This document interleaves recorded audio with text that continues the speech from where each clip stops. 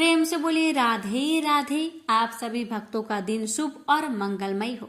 आज की इस वीडियो में श्रवण करें श्री राधा कुंड में श्री राधा कृष्ण लीला कथा अध्याय।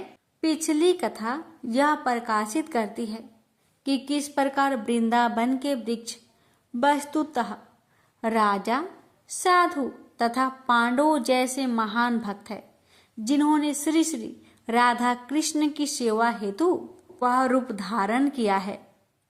ब्रज के वृक्ष एवं अन्य कारण से भी विशेष है कि कल्पतरु कहलाते हैं, अर्थात वे इच्छा पूर्ति करने वाले वृक्ष हैं।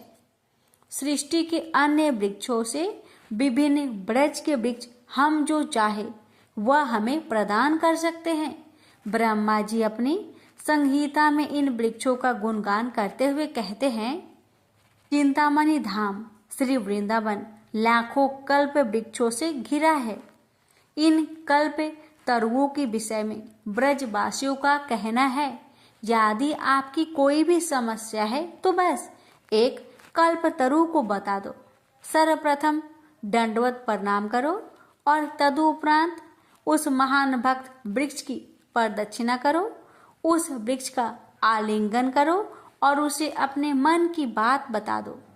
वह आपकी बात सुनेगा, आपकी प्रतिक्रिया देगा और आपकी समस्या का समाधान करने में आपकी सहायता करेगा। ऐसा कुछ भी नहीं है जो ब्रज के कल्पतरु नहीं कर सकते। यदि आप ऐसी आकांक्षा करते हैं तो वे आपको आपके परम प्रिय श्री राधा गोविंद युगल भी प्रदान कर सकते हैं। इन वृक्षों की इच्छा पूर्ति शक्ति को दर्शाता हुआ निम्नाकिंत दृष्टांत कदम घंटी में घटित हुआ। एक बार की बात है कि श्री कृष्ण दर्शन करने के लिए एक नवयुवक अपने संसार को त्याग कर भजन करते हेतु ब्रज की शरण में आया। दिन भर हरे कृष्ण जप करता, श्री राधा माधव का लीला स्मरण करता और सूर्यास्त के पश्चात भिक्षा मांगकर एक रोटी ले आता। एक बार शीतकाल में प्रातः वृष्टि होने लगी और वह नवयुवक थर थर कांपने लगा। वह नवयुवक एक प्राचीन कदम वृक्ष की खोक में जाकर बैठ गया और श्याम सुंदर का ध्यान करने लगा। तभी सामने के एक वृक्ष से आवाज आई, देखो एक महात्मा तुम्हारी शरण में आए हैं, उन पर थोड़ी कृपा करो। उत्तर में उस वृक्ष ने, जिसकी खोख में वह बैठा था, कहा, आप ही थोड़ी कृपा कर दो ना। सहसा सामने वाले वृक्ष में से एक मोर उतर कर आया और अपने सुंदर इंद्रधनुषी पंख फैलाकर खड़ा हो गया। 3 अन्य मोर उतरकर पहले वाले मयूर के पास आए और उस नवयुवक के सम्मुख गोलार्ध में पंख फैलाकर खड़े हो गए। उन नर्तशील मयूरों के मध्य मस्तक पर मनोक मोर पिछ धारण किए हुए, बाधरों पर मुरली धरे तथा प्रेम दर्शक आकर्षक नेत्र वाले पुण्य दर्शन स्वयं श्री कृष्ण प्रकट हुए। ब्रज के कल्प तरुओं की कृपा ने उस भक्त को श्री कृष्ण दर्शन से धन्य किया। इस कथा द्वारा हमें वृंदावन के कल्प वृक्षों की शक्ति एवं कृपा ज्ञात होती है। निष्कर्ष ये है कि हमें इन महान भक्त वृक्षों का आश्रय ग्रहण करना चाहिए। इन वृक्षों की शरणागत हो, अपने मन की बात कहो, अपनी समस्या बताओ, उनसे कृपा याचना करो, एक चमत्कार की प्रतीक्षा करो। चमत्कार ही वृंदावन को चमत्कारी बनाते हैं। यहीं पर वृक्ष वार्ता लीला समापन हुआ। प्रेम से बोलिए राधे राधे। प्यारे भक्तगण, आज आप सभी श्रवण करेंगे श्रीमद् भागवत महापुराण कथा प्रथम स्कंद। श्री सूत जी से शौनकादि ऋषियों का प्रश्न। इससे इस जगत की सृष्टि, स्थिति और प्रलय होते हैं, क्योंकि वह सभी सद्रूप पदार्थों में अनुगत है और असत पदार्थों से पृथक है, जड़ नहीं, चेतन है, परतंत्र नहीं, स्वयं प्रकाश है, जो ब्रह्मा अथवा हिरण्य गर्भ नहीं। प्रत्युत उन्हें अपने संकल्प से ही जिसने उस वैद्य का ज्ञान का दान किया है, जिसके संबंध में बड़े बड़े विद्वान भी मोहित हो जाते हैं। जैसे तेजोमय राशियों में जल का, जल में स्थल का और स्थल में जल का भ्रम होता है, वैसे ही जिसमें यह त्रिगुणमय जागृत स्वप्न सुशोभित रूपा सृष्टि मिथ्या होने पर भी अधिष्ठान सत्ता से सत्यव्रत प्रतीत हो रही है, उस अपनी स्वयं प्रकाश ज्योति से सर्वदा और सर्वथा माया कार्य से पूर्णतः मुक्त रहने वाले परम सत्य रूप परमात्मा हम ध्यान करते हैं। महामुनि व्यास देव के द्वारा निर्मित इस श्रीमद् भागवत महापुराण में मोक्ष प्रत्न फल की कामना से रहित परम धर्म का निरूपण हुआ है। इसमें शुद्धांतकरण सत्पुरुषों के जानने योग्य उस वास्तविक वस्तु परमात्मा का निरूपण हुआ है, जो तीनों तापों का जड़ से नाश करने वाली और परम कल्याण देने वाली है। अब और किसी साधन या शास्त्र से क्या प्रयोजन?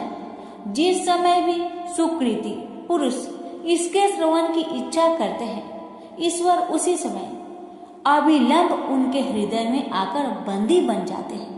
था प्रारंभ एक बार भगवान विष्णु एवं देवताओं के परम पुण्यमय क्षेत्र नैमिषारण्य में सौनकादि ऋषियों ने भगवत प्राप्ति की इच्छा से सहस्त्र वर्षों में पूरी होने वाली एक महान योग का अनुष्ठान किया।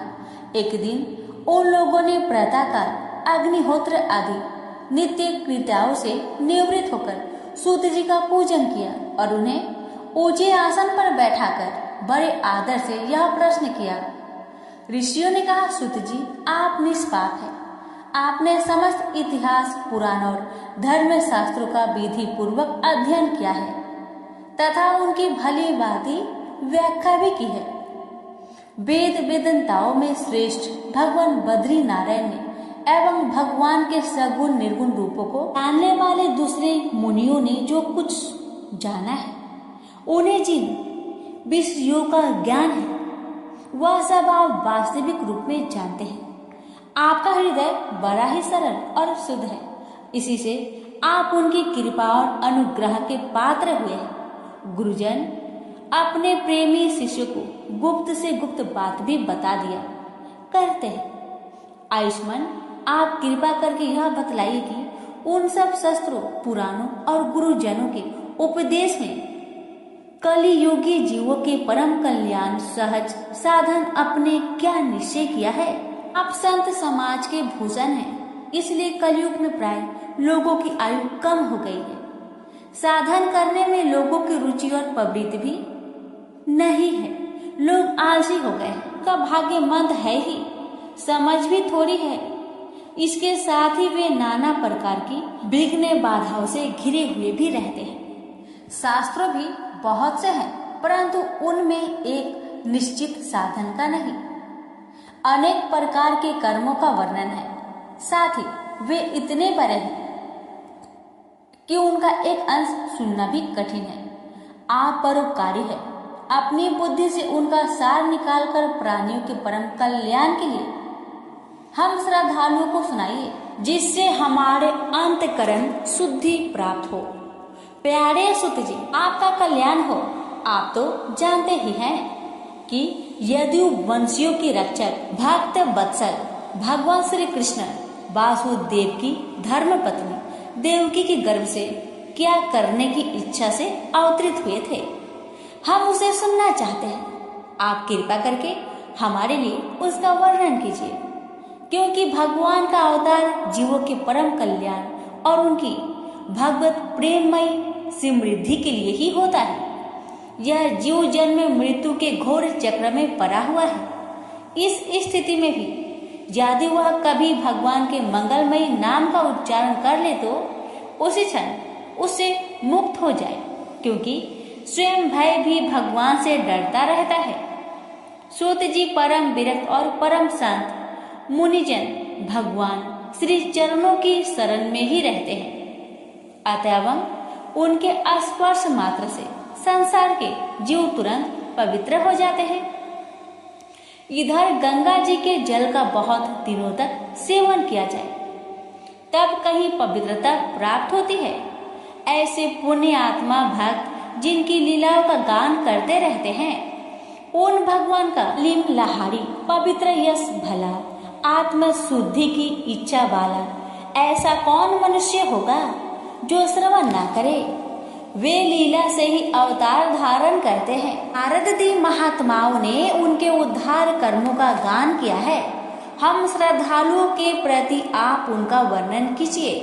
बुद्धिमान सुत जी सर्वसर्वथ प्रभु अपनी योग माया से स्वच्छंद लीला करते हैं। आप उन श्री हरि की मंगलमयी अवतार कथाओं का वर्णन कीजिए। पुण्य कृति भगवान की लीला सुनने से हमें कभी भी तृप्ति नहीं हो सकती, क्योंकि रसज्ञ श्रोताओं को पद पद पर भगवान की लीलाओं में नए नए रस का अनुभव होता है। द्वितीय अध्याय भागवत कथा और भागवत कथा की महात्माएं। जनक जी ब्रह्मवादी ऋषियों के प्रश्न सुनकर रोमहर्ष गणों के पुत्र उग्र श्रवा को बड़ा ही आनंद हुआ। उन्होंने ऋषियों के इस मंगलमय प्रश्न का अभिनंदन करके कहना आरंभ किया। सूत जी ने कहा, जिस समय सुखदेव जी का यज्ञोपवीत संस्कार भी नहीं हुआ था, सूत्रा लौकिक वैदिक कर्मों के अनुष्ठान का अवसर भी नहीं आया था। उन्हें अकेले ही संन्यास लेने के उद्देश्य से जाते देखकर उनके पिता व्यास जी बिरहा से कतार होकर उन्हें पुकारने लगे, बेटा ओ बेटा। उस समय तन्मय होने के कारण श्री सुखदेव जी की ओर से वृक्षों ने उत्तर दिया, ऐसे सबके हृदय में विराजमान श्री सुखदेव मुनि को मैं नमस्कार करता हूँ। यह श्री भागवत अत्यंत गोपनीय रहस्यात्मक पुराण है। यह भागवत स्वरूप का अनुभव कराने वाला और समस्त वेदों का सार है।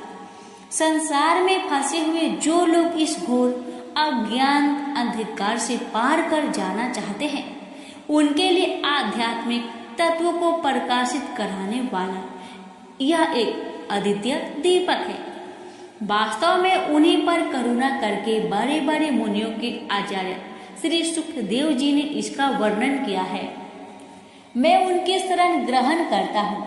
मनुष्यों में सर्वश्रेष्ठ भगवान के अवतार नर नारायण ऋषियों को, सरस्वती देवी को और व्यास देव जी को नमस्कार करके तब संसार और अंतकरण के समस्त विकारों पर विजय प्राप्त कराने वाले इस श्रीमद् भागवत महापुराण पाठ करना चाहिए।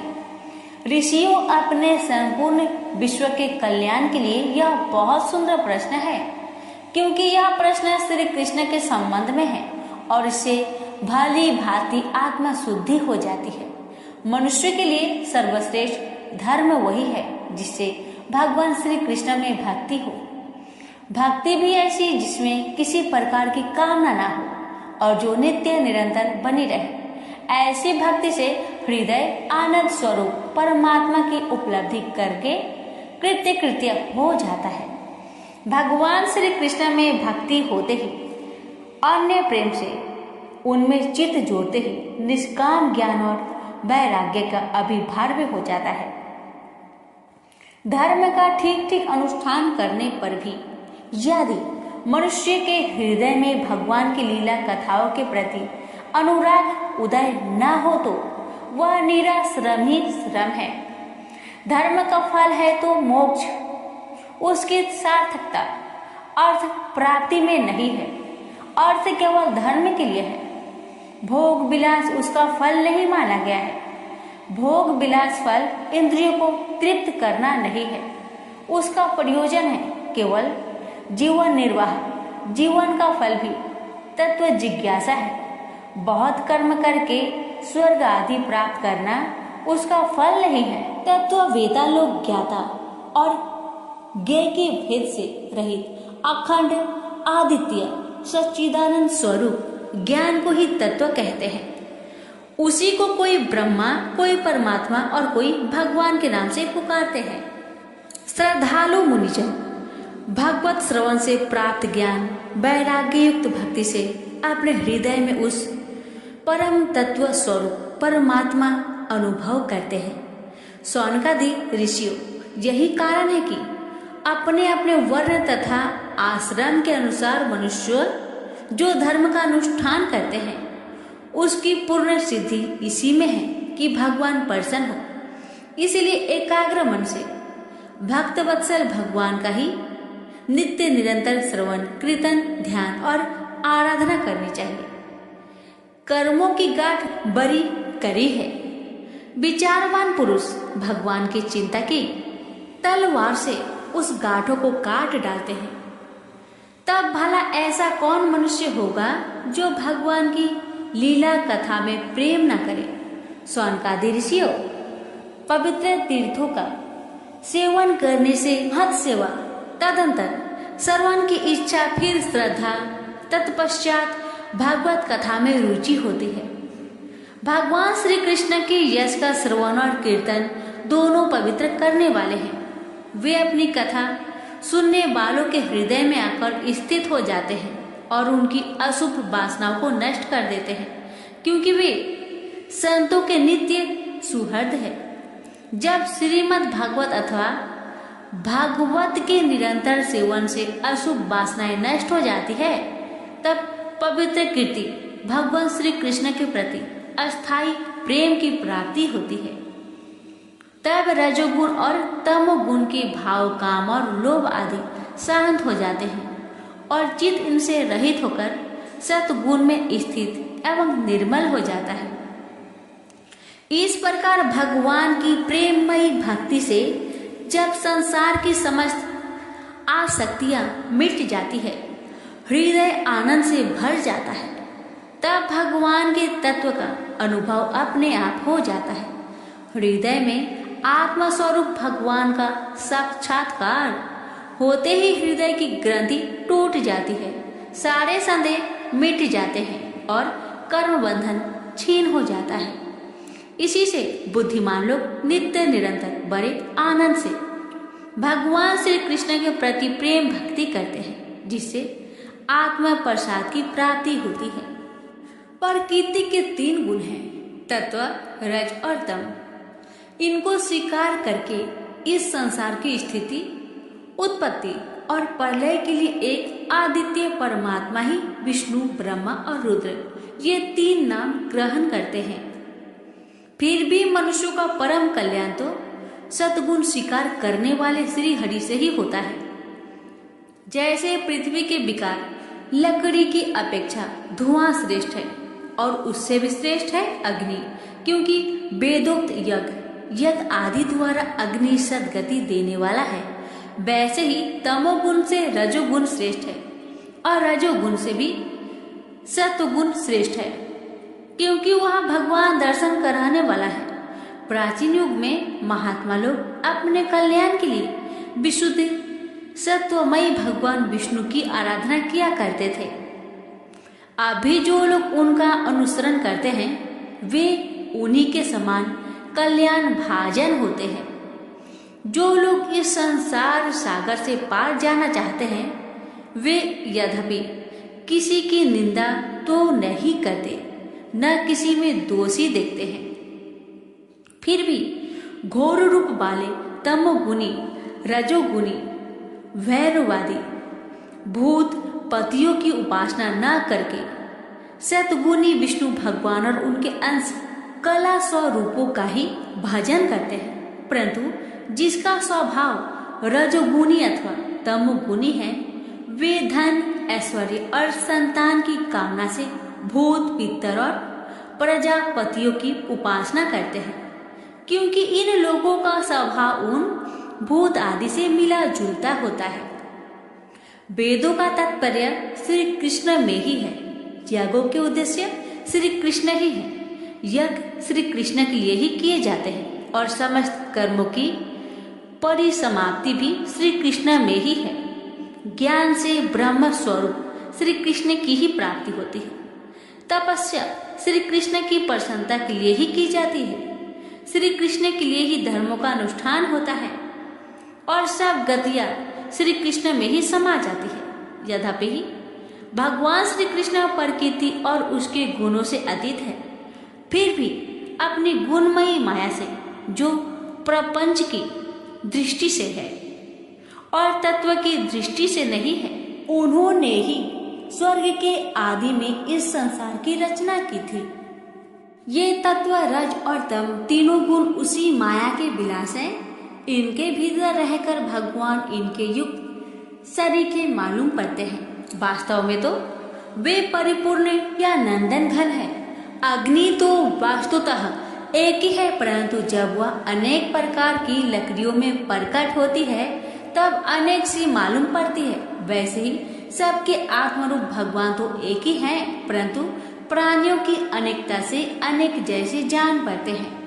भगवान ही सूक्ष्म भूत, तन मात्रा, इंद्रिय तथा अंतकरण आदि गुणों के विकारभूत भगवान के द्वारा नाना प्रकार की योनियों का निर्माण करते हैं और उनमें भिन्न भिन्न जीवों के रूप में प्रवेश करके उन योनियों के अनुरूप विषयों का उपभोग करते हैं।